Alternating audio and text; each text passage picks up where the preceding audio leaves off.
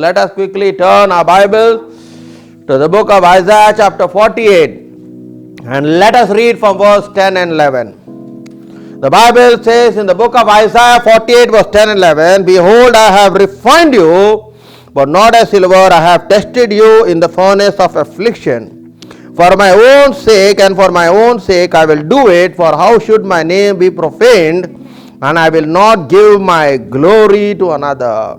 Hallelujah. The Bible says, for I have refined you and I have tested you in the furnace of affliction. That means we need to understand that when we walk with God, God will test us through affliction. Hallelujah.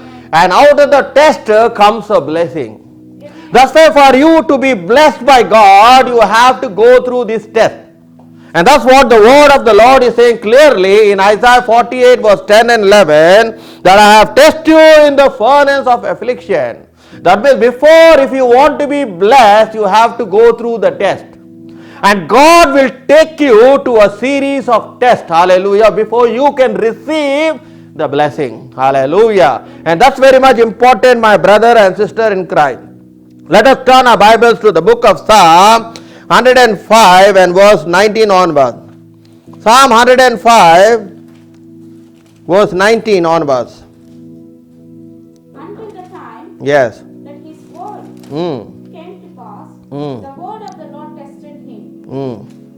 Hallelujah. The Bible says, until the time that his word came to pass, the word of the Lord tested him.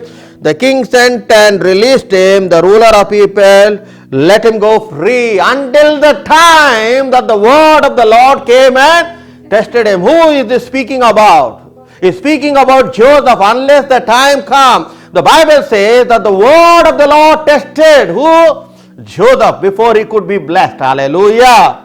You see clearly, because he was in prison and the word of the Lord came to test him. And after the word of the Lord tested him, and when God knew that he has qualified the test, what happened? He was lifted up to be what? To become the Prime Minister of Egypt. Hallelujah. My brother, my sister, that's what is my topic today, that for you to be blessed, you have to go through the test. Hallelujah. Now in Genesis chapter 22 and verse 1, let us see what does it say. In Genesis chapter 22 and verse 1, now it came to pass that after these things that the God tested Abraham and said to him, Abraham, and he said, here I am. Then he said, take now your son, your only son Isaac, for whom you love, and go to the land of Moriah and offer him there as a burnt offering on one of the mountains for which I shall tell you. Hallelujah. Here God is speaking through his servant Abraham. He says, what happened again? The Bible says that God came and tested who? Abraham. God tested Abraham. What did God test Abraham? Because God is a jealous God. Why did he test Abraham? Because we all know the narrative that for Abraham for 25 years he never had any son. So when the son was born, he was very happy, he was very excited because the son was born in a very old age. But the Bible says that God tested him to see. Hallelujah. God tested him to see that whether he loves him more or whether he loves his son. And that's why the Bible says that God came and tested who?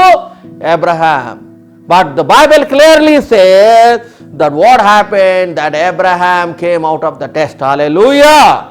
And that's why he was blessed, and that's how he became a father of many nations. I told you one thing. What I told you, that after the test, you will see the blessing of God. You will see the blessing of God clearly. And then God came to know that Abraham loved God more than his son. That's why when they came to Jesus, the disciples asked, what is the greatest commandment? He said, you shall love the Lord your God with all your heart, with all your mind, with all your strength. He said, that means there is no one before God that you must love. And here God tested what was in the heart of man. Let us see in the book of Jeremiah chapter 17 and verse 10. In the book of Jeremiah chapter 17 and verse 10, see what does the word of the Lord says clearly. Hallelujah. He says, I the Lord searches the heart, I test the mind, giving to every man according to his ways and according to the fruits of his doing. The Lord is telling, I, the Lord, searches the heart, I test the mind, and I give to him every man according to his ways, according to the fruits of his doing.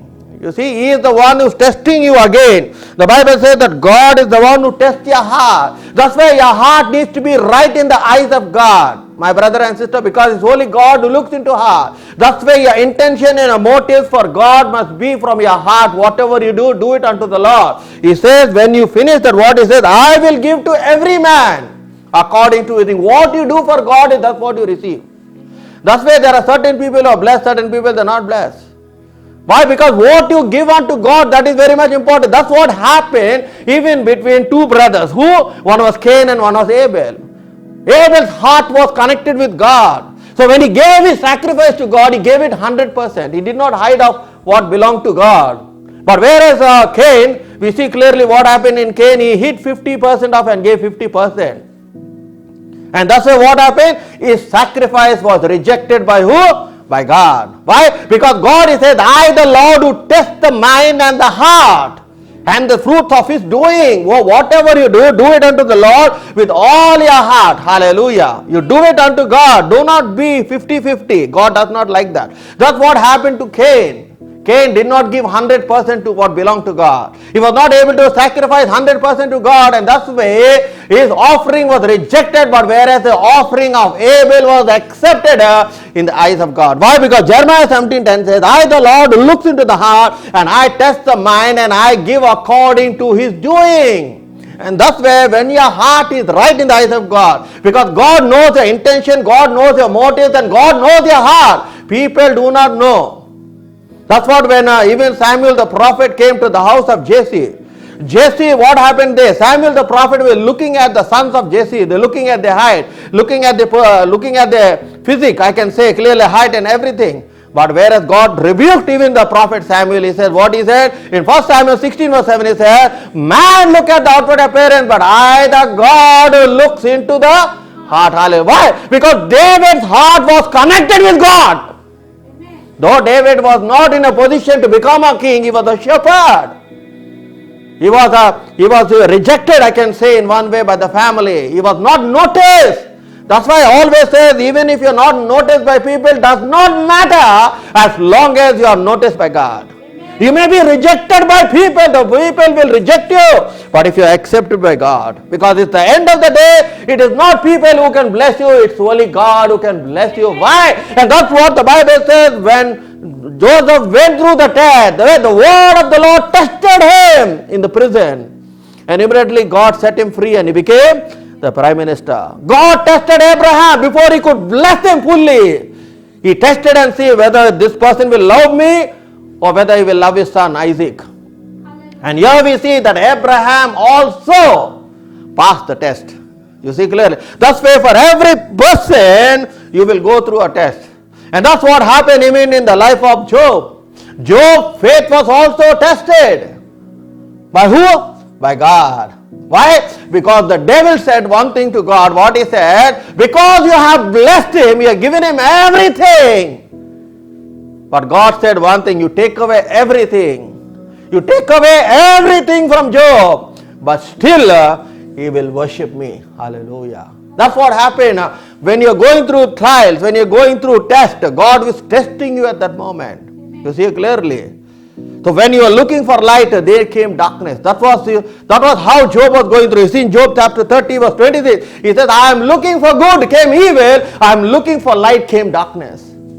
That was the phase which he was going through. Why? Because Job does not know that his faith has been tested. And that's why when God tests you, God gives permission to the devil to tempt you. He was going through temptation for a small period of time. But even in that, what happened? His faith was strong in the Lord. Hallelujah! And that's why your faith must always be strong in the Lord. See in the book of James chapter 1, let us read verse 2 and 4.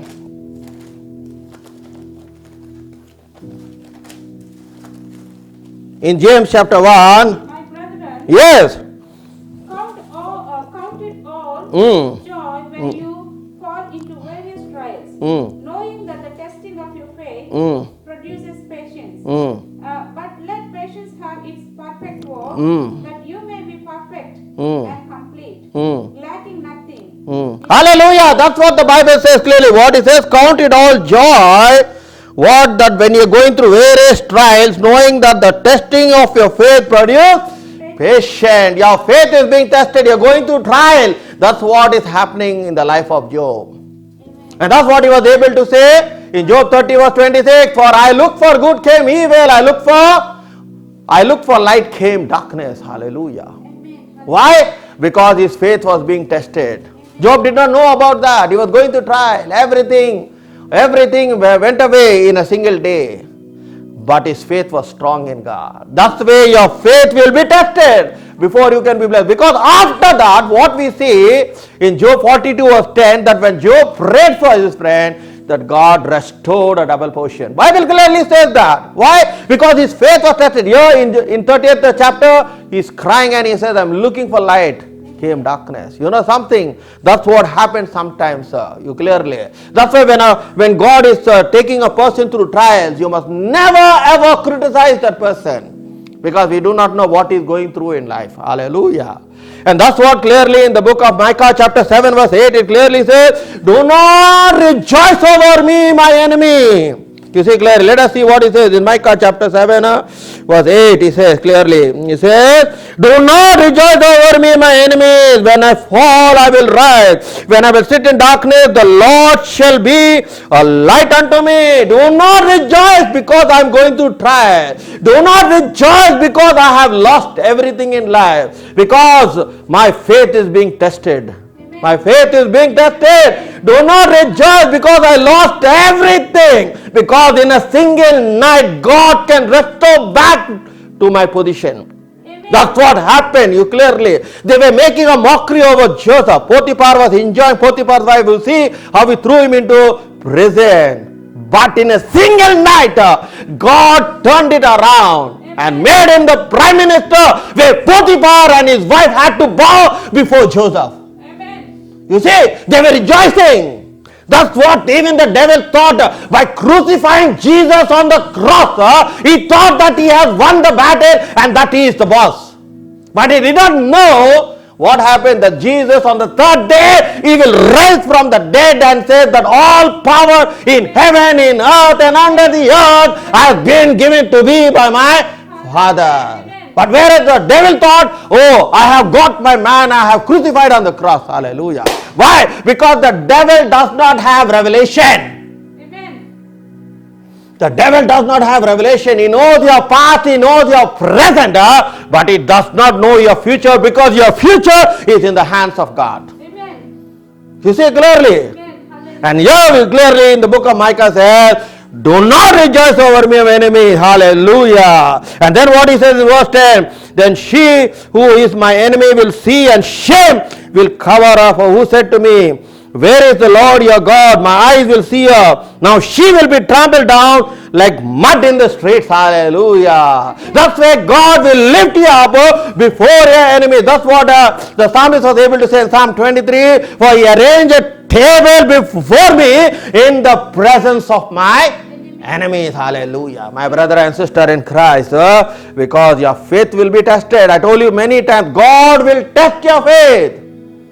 God what will do? God will test your faith every minute and everything of your life. Hallelujah. And that's very much important. Hallelujah. That's what he says as the Spirit of the Lord is telling me to minister in Job chapter 7 verse 17. He says, what is man that you should exalt him, that you should set your heart on him, that you should visit him every morning and test him every moment? The Bible says in Job chapter 7 verse 17, it says, what is man that you shall exalt him, that you should set your heart on him, that you should visit him every morning and test him every moment? Hallelujah. That's how God will test you, because when God takes you from one anointing to another anointing, there is a test. When God takes you from one glory to another glory, there is a test. When God takes you from one blessing to another blessing, there is a test. That's why clearly Job is telling, what is man that you are mindful over him, that every moment you are testing? Hallelujah. Because you have to pay a price, my brother and sister in Christ. Amen. It does not just come overnight. Overnight you don't become a millionaire. Overnight you don't become a millionaire unless God comes to know that you are faithful enough for him to bless you, my brother and sister in Christ. Hallelujah. That's why these people, they were faithful to God. They were righteous in the eyes of God. Joseph was righteous in the eyes of God. He ran away from sin. We look in the look of Job. Job was also righteous in the eyes of God, and God delivered them. Why? Because Ezekiel chapter 14 verse 14 says, for these three men I will deliver them. Who are the three men? One is Daniel, one is Job clearly, and one is Noah. I will deliver them because of their righteousness in me. And God delivered Job, and God, what he did? He blessed him a double portion. Amen. You see, that's why sometimes God will take you through a test before he can bless you. He will take you through a test to see whether you are faithful enough. And that's the problem, that when many people's faith is being tested, that's when they fall down and they collapse. That's what happened to them. When their faith is tested, they cannot stand the test. Hallelujah. Because in the test, what is happening? There is a refining process that is taking place. What is happening? There is a refining process which is taking place. See clearly in the book of Proverbs chapter 17 and verse 3. Proverbs 17 and verse 3 clearly. See what does it say? The refining pot is for silver, and the furnace for gold. But the Lord tests the hearts. The refining pot is for silver and the furnace is for gold, but the Lord tests the heart. That's what Job was able to say in Job 23 verse 10, when he tests me, and I will come forth like gold. He said, I will come forth like who? I will come forth like gold. Hallelujah. And that's what clearly. The way that I take, Yes. when he has tested me, I shall come forth as gold. Hallelujah. See what does it say in Jeremiah chapter 9 and verse 7. In Jeremiah chapter 9 and verse 7, see what does it say clearly. 9 verse 7, it says clearly, therefore thus says the Lord, behold, I will refine them and try them, for how shall I deal with the daughter of my people? Therefore the Lord says, I will refine them and try them out. It's only God who will refine you. Hallelujah. Amen. He will refine you.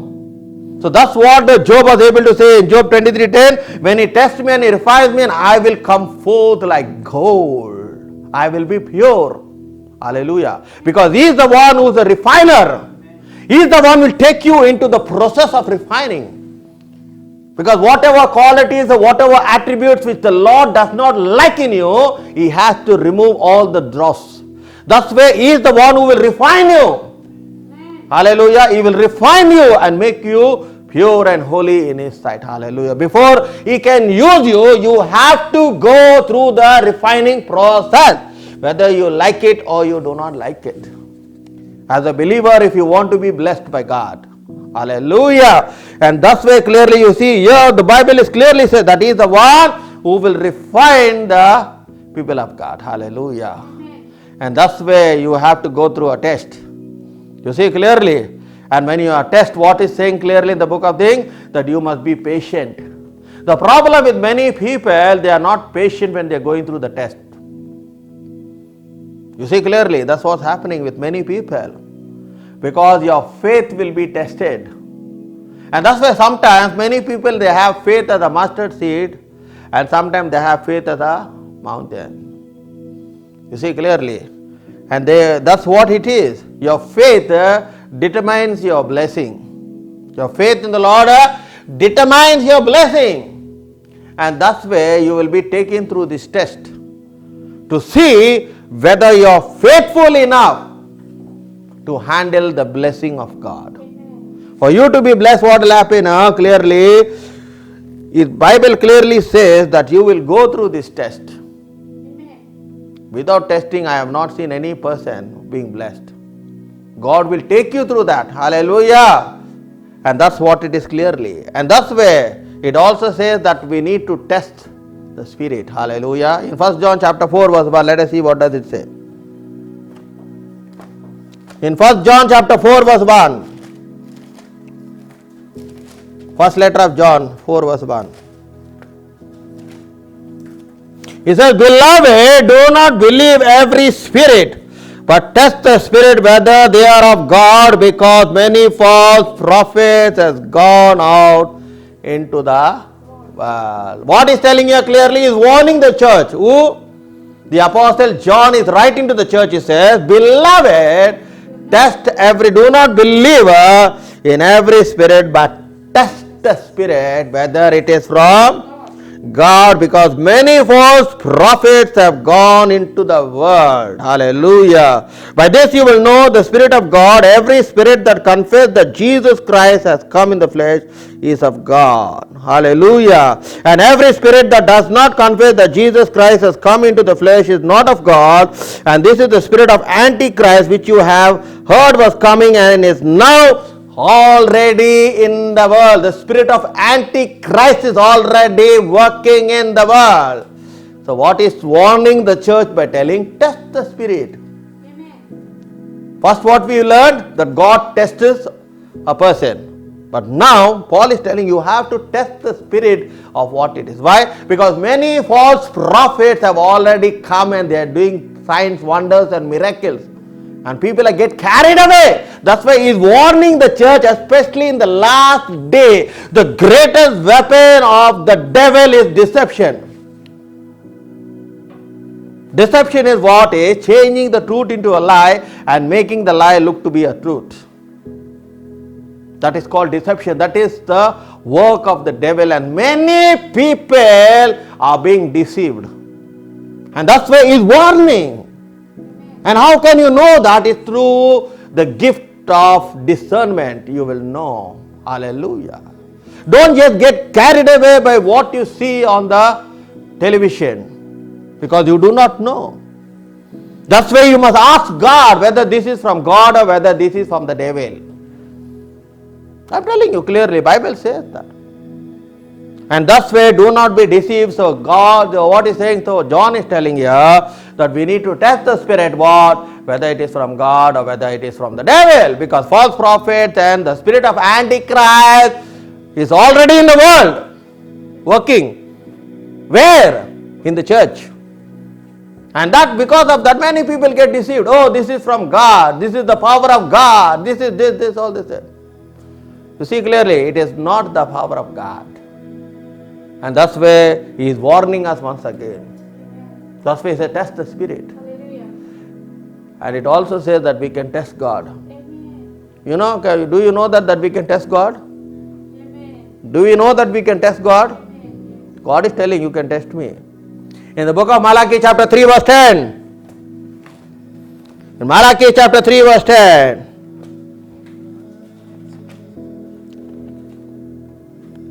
Bring all the tithes into the storehouse, that there may be food in my house, and try me now in this, says the Lord. If I will not open for you the windows of heaven and pour out to you a blessing, that there will be no room enough to receive it, clearly he says.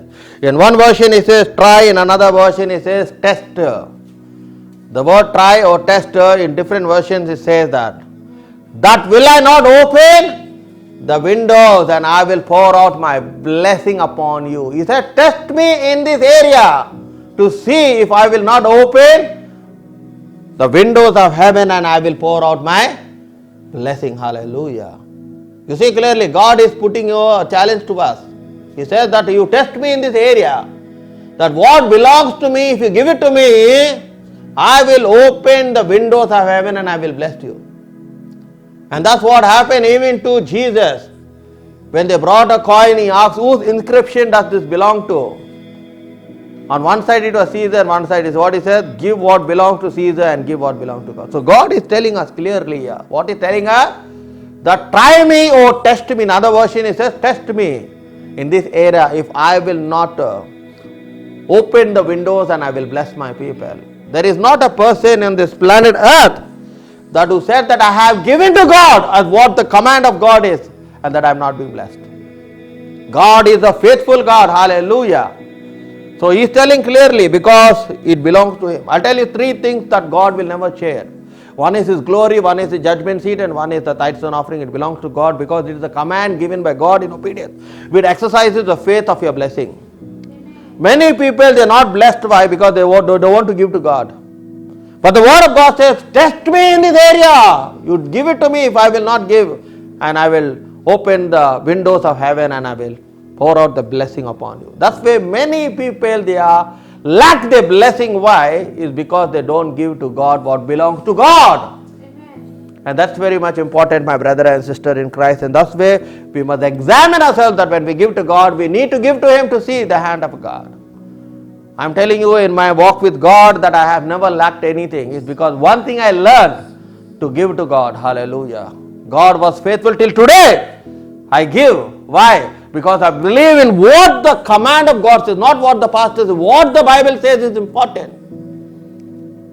Bible says what man shall live by it. Live by what? Live by the word of God, what He says. So God is saying, you try me in this area, test me in this area. If I am not faithful in giving what I have promised you, then you can challenge me and ask me. And thus way today, when you give to God what belongs to God, God will open the floodgates of heaven and He will pour out the blessing upon you, my brother and sister in Christ. And that is very much important. When you know how to give to God, God will surely bless you. That's what Abraham also gave tithes when he was returning back from war. He gave to who? Melchizedek, the high priest. And who was the high priest in the New Testament? According to the order of Melchizedek, it is Jesus Christ. Hallelujah. So when we give unto God, God will give what belongs to you. In one way or the other way. How will it come? Who will give? From where it comes? That's not your business to know about it. Because what God has promised, God will surely do it, what He has promised in His word. Hallelujah. So let us turn into another scripture in 1 Corinthians chapter 3 verse 13. 1 Corinthians chapter 3 verse 13. Each one Yes. won't become clear, for the day will declare it, because it will be revealed by fire, and the fire will test each one's work. Hallelujah. The Bible clearly what it says, that each one's work on that day will declare it and it will reveal by fire, and the fire will test everyone's work. Whether you are doing it from God or whether you are doing it from devil, on that day when you stand before the judgment seat, it will be tested by fire, everything that what you do. No matter whether your ministry is big or whether your ministry is small. On that day, the Bible clearly says it will declare and it will test each man's work. Hallelujah. That means your work also will go through the test. Hallelujah. Clearly. And then what He says clearly, but if anyone's work which he has built on it endures, he will receive a reward. If anyone's work is burnt, he will suffer loss, but he himself will be saved, yet so as through fire. So your work in which you do for the Lord, what happened? It will be tested by what? By fire, it clearly says. Your work in the Lord will be tested in fire. Whatever you do. You can tell, oh, I did this, I did that, I did that. But your work will go through the fire. In the fire it will test. Whether that will determine your reward in heaven. Hallelujah. What you do on this earth. Amen. What you do on this earth, that's what. Because your work now will be tested in fire. To see. And that's way it is very much important. It's not how you started your ministry. It is how you finished your ministry is very much important. And that's where in 2 Corinthians chapter 13 verse 5, see what does Paul says. In 2 Corinthians chapter 13 and verse 5. He says clearly, examine yourself as to whether you are in faith, test yourself. Do you not know yourself that Jesus Christ in you, unless in need, you are disqualified. Hallelujah. What is saying? Examine yourself as to whether you are in the faith. Test yourself whether you are in the Lord or whether you are not in the Lord. Why? Do you not know yourself that Jesus Christ is in you, unless in need, you are disqualified? What is Paul telling? He is telling, there may be a chance that I can also become disqualified. So does not say that because I am a preacher, I preached and many people came to Christ and many souls I won for the Lord, that I will make it to heaven. He says, there is a chance. Test yourself whether you are walking with God or not. Otherwise, what is happening? You yourself who thinks you can be qualified can be disqualified. A believer may land up in heaven and you may land up in hell. Preaching for 40 years. You see clearly. So here Paul is telling, be careful, test yourself, otherwise you can be disqualified. Hallelujah. My brother and sister, that's a warning for everyone. Amen. That we must not be disqualified by who? By our Lord and our Savior Jesus Christ. If a person is disqualified when he is running the marathon, he cannot partaker in the race. You see clearly. That's why they will have a test. What test they do? They do a drug test to see whether he has taken any dope before he goes for the race. And in the drug test, it will show if there's any drug is inside him, they will disqualify the person and the person cannot run the race. So same thing here clearly. It says you may preach the word of God. You may preach and many people may be edified by your messages. But you can also be disqualified. Clearly Paul is telling. He is warning to everyone. And that's why you must be careful, my brother and sister in Christ. He says in this holy verse, is telling that you have to test yourself. Not other people testing you. You have to test yourself whether you are walking correctly. And that's very much important, my brother and sister in Christ. Because down the road, when God is being blessing your ministry, when God is start blessing you, there is a chance of you backsliding in your faith. Because now you came through all the trials, you came through all the problems, you came through all the testing, and now God has blessed you and given you everything. Now what's happening? You are comfortable with your life. And what happens? Slowly, you are backsliding, you are not knowing. You still think I'm in the Lord, no problem, nothing, no, all is fine. People are there, see the crowd and see my church as being blessed, see my ministry being blessed, everything. But you do not know that you're being backsliding from the Lord. And that's why Paul is telling, test yourself to see that you do not be disqualified. Amen. It is not the plan of God that anyone land up in hell. That's what the Bible says. It is not in the plan of God that any soul be lost. God did not create man that he must send him to hell. That is not a God who we serve. It's not the plan of God to send anyone to hell. Hell was not made for man. Hell was made for those who rebelled in heaven. The angels, the fallen angels along with Lucifer. It was not made for man. It was not made for man clearly. And that's what you must clearly understand. That's why you must test your salvation. That's why Paul is telling clearly in book of Philippians chapter 2:12, work out your salvation on daily basis with fear and trembling. Don't think, that time I took baptism is okay, no problem, I'm making to heaven. No. We have to test our salvation, whether we are correct in the Lord or not. And that's why it's only the Holy Spirit that can convict you of your sin. You see clearly.